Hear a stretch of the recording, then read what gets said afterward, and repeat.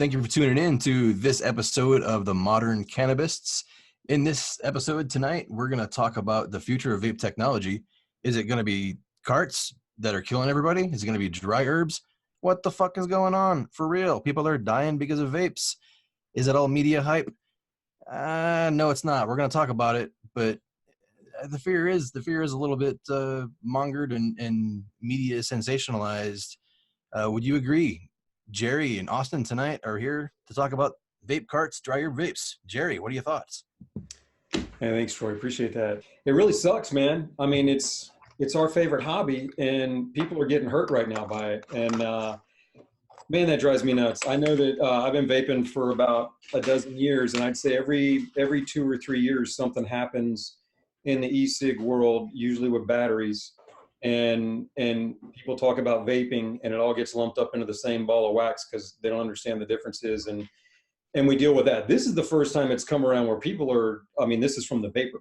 The CDC's making statements. Reports are coming in more. You know, it first starts with a couple states collaborating, and then once they contact the CDC, then it floods in. And I'd imagine that we're probably got a couple more weeks here of more coming in probably. But, you know, the first things that were coming out was that it was bootleg THC carts. And then I've heard some things that some of them were mixing THC and nicotine carts. And then, you know, they're casting a wide net when they're asking people, what have you been doing? So there have been a few that said they'd gotten stuff at dispensaries. It doesn't mean that that was the product that did it. But what I'm saying is that now that's in the net, so to speak, because they just want to know what everybody's doing. It's going to take them a while to sort this out. Didn't Trump just ban like flavored e-cigarettes? Like, why? What is that related to? I don't know that what he's doing is related to much. I mean, he's watching TV and making moves, and you know, the TV is reporting that the CDC is saying people should stop vaping. Vaping is a huge, wide term. It is.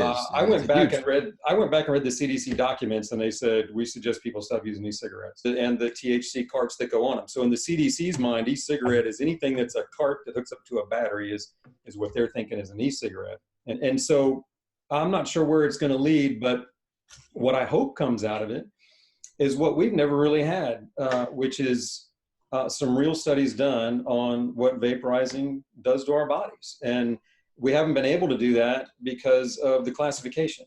I think it was the NCI, the National Cannabis Industry Association, recently released something, and they made a really good argument saying we should all approach our legislators and go, look, this needs to be taken off Schedule 1. We need to be allowed to study it. The reason we got to eliminate the black market, and we got to, you know, make it, you know, it really, it's not that we need it regulated, in my opinion. We need it freed so that we could study it. I mean, if we'd had the freedom to study it, it'd have been studied already, I think, regardless of government intervention.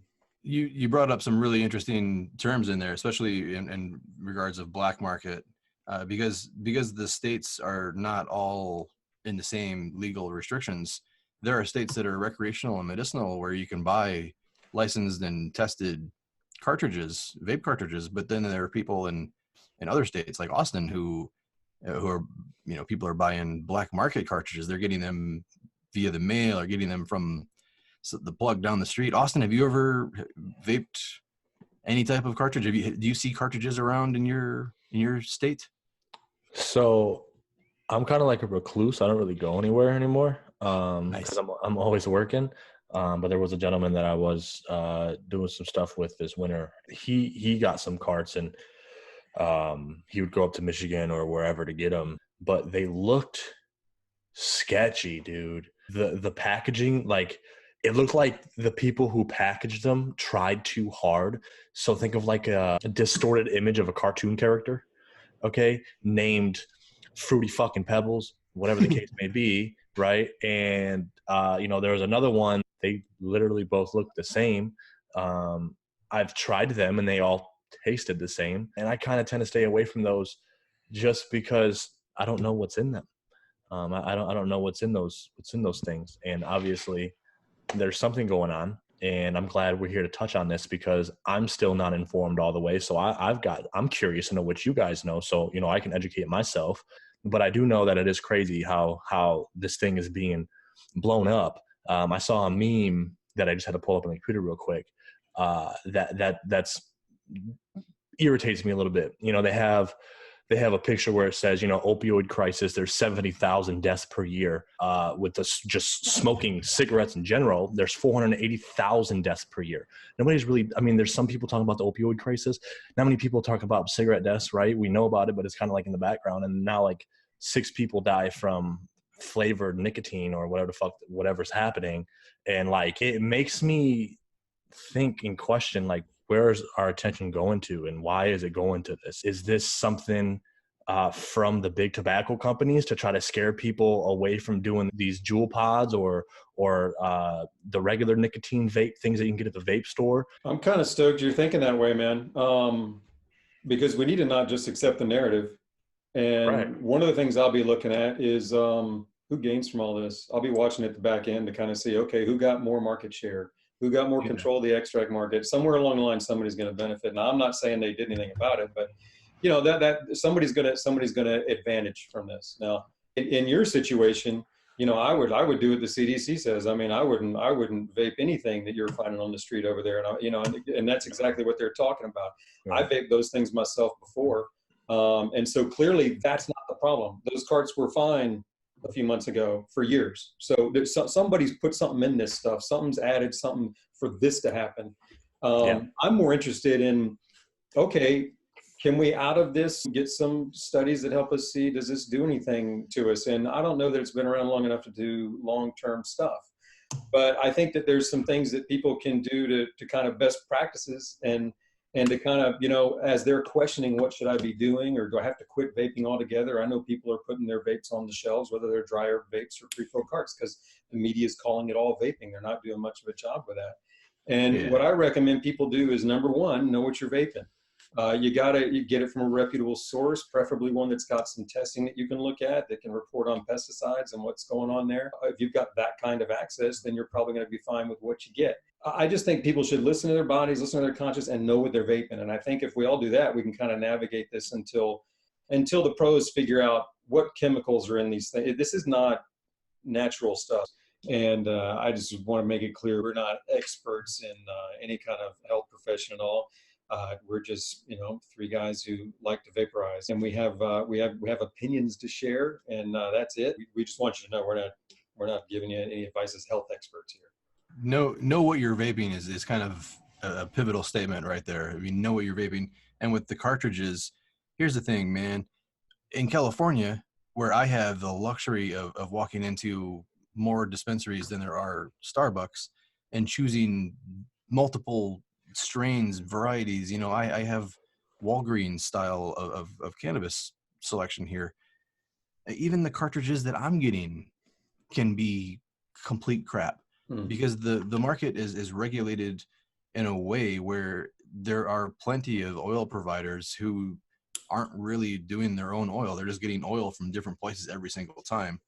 And if their business explodes, like if it booms and they have to double the amount of cartridges they need to fill the next month, they're going to be less selective in choosing their oil providers. And the way these farms work is they may not have oil every month. They may only have oil every 3 months, because grown weed is a time sensitive thing. So the quality of oil is already really, really sketchy and inconsistent in the fully recreational and medicinal markets that have been established for a while. Even Colorado, oil is hit and miss. And harder to tell the difference between. Yeah. So then people in the black markets who are buying from illegal people from their dealer guy, they may be getting stuff from a recreationally legal market that's just been exported illegally. Or they may be getting things that are counterfeit, where they're packaged and looking just like the real shit, or looking just like a legit brand, even though a lot of those brands aren't legit. They don't exist, and they're just looking legit on the market. The potential sources and potential for problems with cartridges are so high. It's like buying a really, really bad. It's like buying a lottery ticket where you die. Look at all the things that can go wrong. Like you have the oil that you're literally inhaling into your lungs, and then you have a cartridge that China is racing to make the cheapest vape atomizers possible, Mhm. because that's exactly what the people that are filling them with need to do to make their margins so they can sell a $30 gram. The people that are growing and filling these things are trying to get the maximum amount of oil per crop. And to do that, the byproducts are going to be increased, the fillers are going to be increased, the quality of the product is going to decrease because you're just how it works, you know? So the math is stacked against us, the humans that are vaping these little fucking cartridges. The math is stacked against us all throughout the country. That's why dry herb vapes, it puts us back in control, where we're vaping dry flower and just, You know, that's a really good Yeah. perspective. There are going to be people who are making these things who want to make as much money as they possibly can. They don't really care about the end consumer, and that's a problem. Now, when you enter the space, the dry herb space, that's where things get a little more interesting, where there's more caution that takes place in what goes into each vaporizer.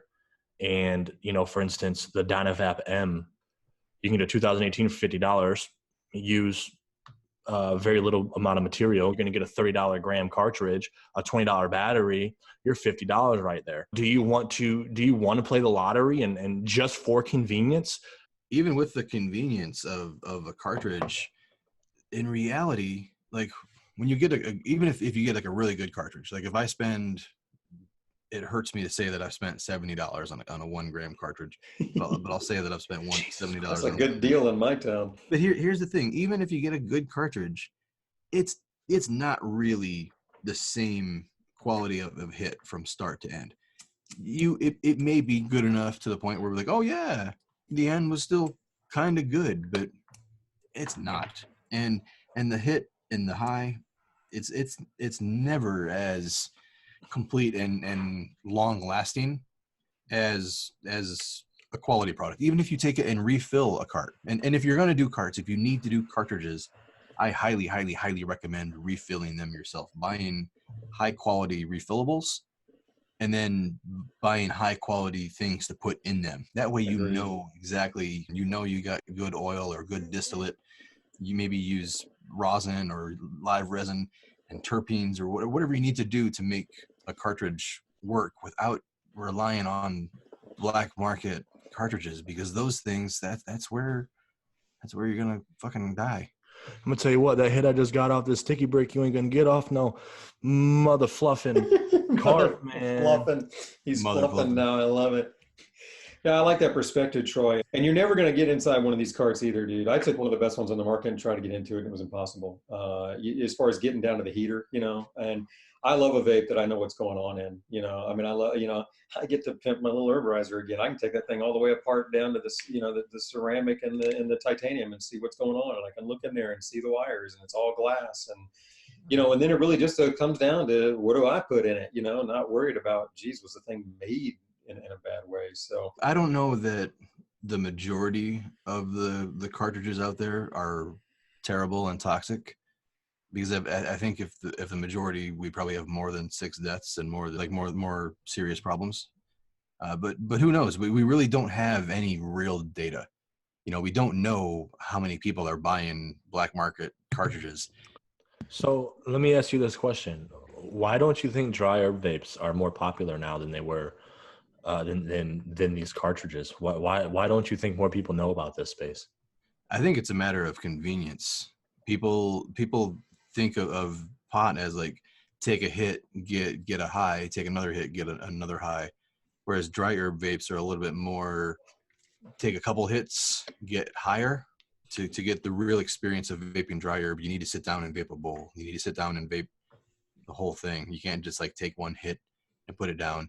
And then there are a bunch of shitty vapes that have given dry herb vapes really bad names, like Snoop Dogg's. And Snoop, I'm sorry, I love you, Snoop, but the G Pen Snoop Pen thing, terrible excuse for a his vaporizer. name did not end up on the vapes I thought it would. I was disappointed with the selection. I'll just say it right there.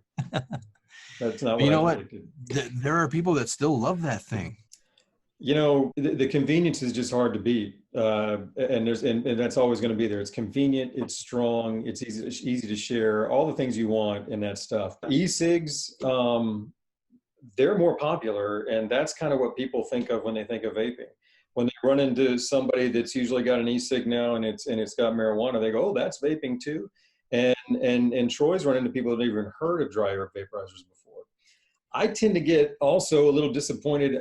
The way the medicinal market rolled out here in Florida is flower wasn't even available. All you could get was concentrate. And then since all you could get was concentrate, the doctors are prescribing concentrate. And so all these people that are coming to cannabis for the first time are getting concentrate and vapes and taking these massive, strong hits that they're not ready for. And they don't know much about the herb, let alone that it's available. It's ridiculous. So I was kind of disappointed in that. But if we can make a dry herb vape that's as convenient and portable and easy to use and all that as we can. What do you think a dry herb vape needs to be to actually compete with some of these cartridges? What does it need to deliver? How does it? It needs to be compact, ultra portable. In my opinion, it ought to work with whole nuggets just for convenience, but we'll skip that one. But it needs to be really compact. I'd love to see it on demand, maybe even breath activated. We got to get it to where it's potent. So whether that means it's got a big bowl or it's got a lot of calories like we talk about sometimes, I'm not sure. But if we get something small that held a nice tight nugget that had a lot of calories that you could breath activate and it would fit in the pocket, and you got a good hit on even just your second hit, I think we could beat some of these things up. I'm on board with all of that, although I'm a little more strict. I think the first hit should be awesome, and I shouldn't have to fight for it. Yeah, right on. Something small like the terp pen holds 1/10 of a gram and breath activated and blows out a cloud like the G43. Just like extracts that 1/10 of a gram in one hit, or maybe 1.5, two hits, or one hit with like a sloppy second cleanup. That would be ideal. And I'll deal with a little hot mouthpiece if I have to, man. I'd like to get the 2 hits, man, because I'm always going to want that first yummy, terpy, invisible one, and then I want some that punches. And so I'd be fine with 2. When I first found out about Dynavap a little over a year ago, and I was making my first couple of bodies from it, and I had to Google how to use it. I hit it one time and was like, wow, this is cool. And I hit it again. And about 3 minutes later, as I'm like looking at it and observing, okay, how does this thing really work? I got punched in the mouth with just George punched you in the mouth with just the effects, man. It was just it was chair lock. I had to like turn my volume down on my music and just like try to focus on my breathing. There's things out there that do it. There's just got to be a change in mindset to show people that there's an alternative way to do things that we love to do. Let me ask you the same question that I asked Jerry, but with the modification. Because your main vape is the Dynavap, and then you're also hitting the Mighty, and now you're hitting the Sticky Bricks for some extra. I'm doing it all. It's what would your ideal vaporizer be, regardless of limiting technology? Like what would be the perfect dry herb vaporizer for you? And then what do you think it would take the perfect dry herb vaporizer for the mainstream market? Before I found out about vaping, I would smoke blunts or joints. And that to me is a routine that I would do. And it'd just be a ritual. The Dynavap to me is the modern ritual to consume cannabis. For me, exactly. You're right though, man. The ritual is a huge part of it. And it's not the obvious part. It's like the part that you get like when you've been using it for a while and you're like, hey, I really like this vape. And then you're like, oh shit, this vape makes me do this thing and this thing and this thing. And that whole ritual of cannabis is medicinal in itself. So you're almost getting like a double medicinal effect. It's still reminiscent of what I used to do. I always used to have to take, 10 to 20 minutes to get the job done. And I'm doing the same thing.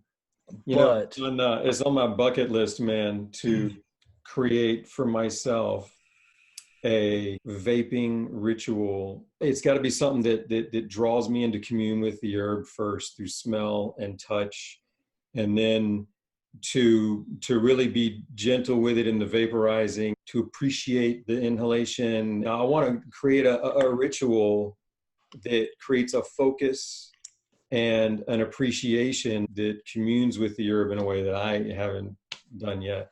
I love the spiritual connections that you bring into it. I really do. That you're more connected to the flower with the spiritual stuff and less on the concentrates. But I do think that concentrates are going to be more of the future of cannabis, because even when you don't go to the shitty cartridges that we've been talking about, with dabs are hella convenient, and they're quick and they get you very high.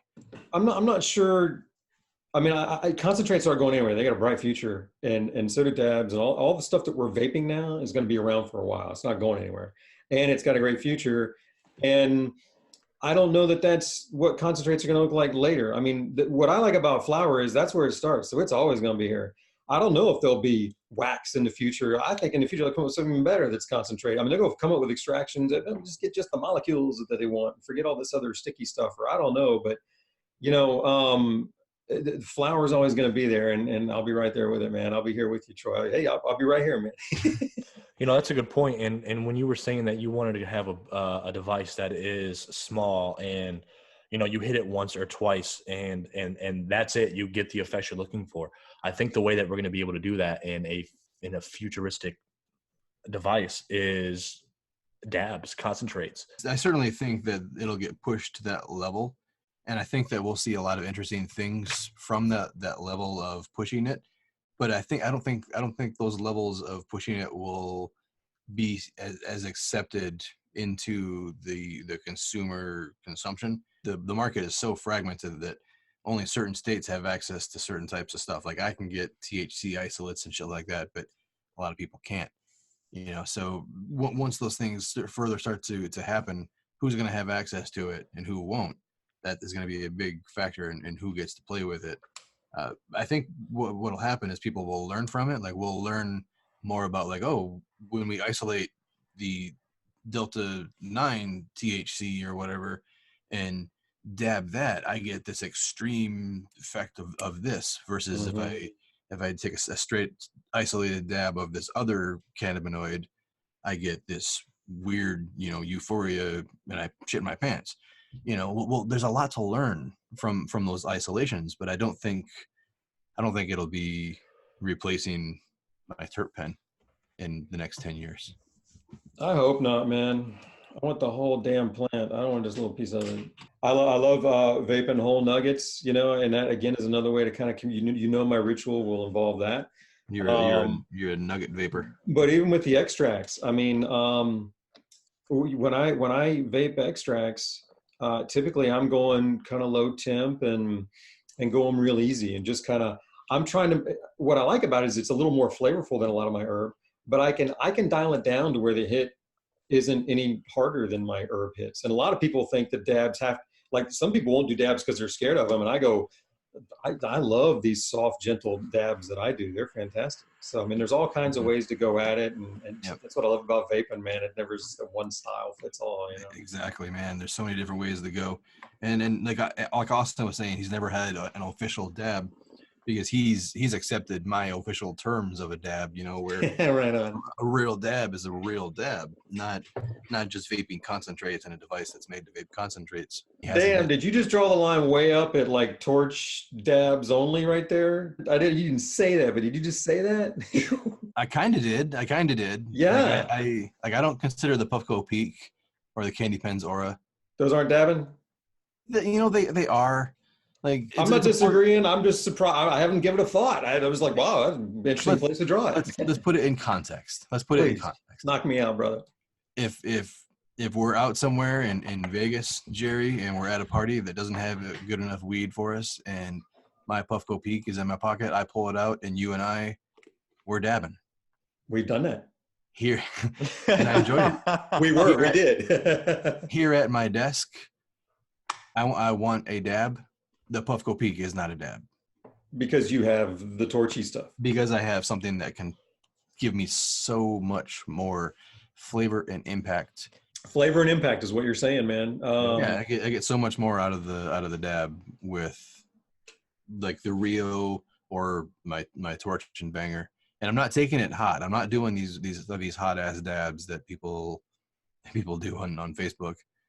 Would I be able to take the kind of dab that I like on your torch rigs? Yeah, man.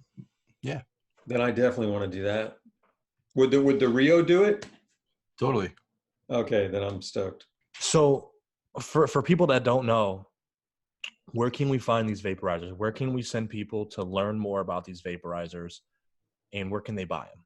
If you search YouTube for 420 Vape Zone, search Google for 420 Vape Zone, you will navigate. You will find me. I'm an independent content creator, so I'm out there creating content about the drier vapes that I like and that I use most. I recommend a bunch of different high quality vapes and dab rigs in my content, and I separate the fact from the crap, and I call the bullshit, and I don't get paid by the manufacturers. I work with stores instead. Stores like Planet of the Vapes, which is also a very reputable vape distributor, which my man Stickstones here works for. Right on. Yeah, and that's where I write most of my content too. Troy does some of the best reviews in the business. I highly recommend going to his site and looking up anything he's done on something you're interested in. And then my reviews are up on Planet of the Vapes. I got a whole bunch of opinions on fuckcombustion.com. And of course, you can buy the vapes at Planet of the Vapes. I work with Planet of the Vapes and puffitup.com. Those are my two trusted vape stores. Like those are the ones that curate the vaporizers that they sell. They don't just line their store with a bunch of cheap Chinese shit. They make sure that everything they have is quality to make sure that the person that is getting it get results that line up with their expectations. You know, you guys aren't out there selling unrealistic expectations, and you're not selling crappy products.